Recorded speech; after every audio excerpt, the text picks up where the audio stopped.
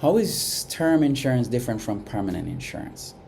So there are four fundamental differences between term and permanent insurance. Let's get into it. So, one, the duration. Term, of course, is only for a specific time frame. 10-year, 20-year, 30-year, right?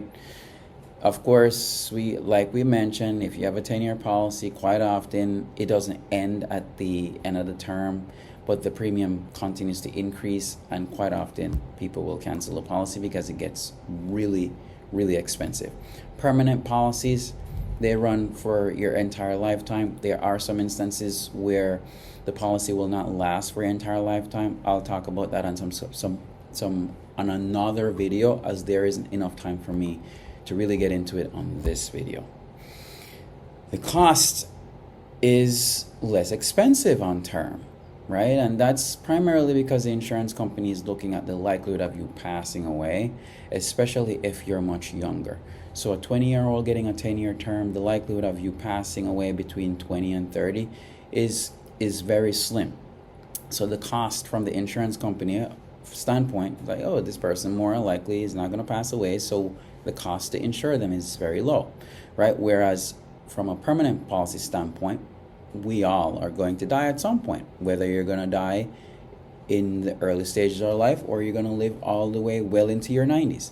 So the insurance company, from the permanent insurance standpoint, is looking at the fact that you will die at some point, and they'll average the cost as low as it may be in the early stages to as high as it would be when in the later stages, and then just average the actual premium right across your entire lifetime.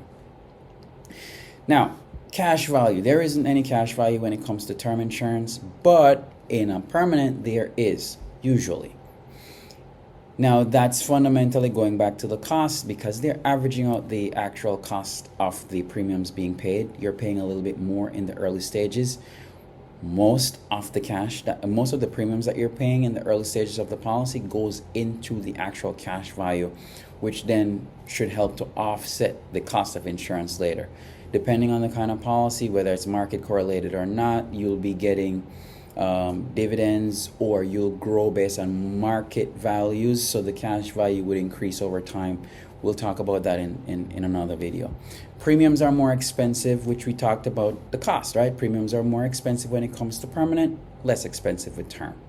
Fundamentally, the purposes as to why to get a term insurance is usually for a temporary need. Income protection, mortgage protection, just making sure that you can take care of your loved ones. Whereas when it comes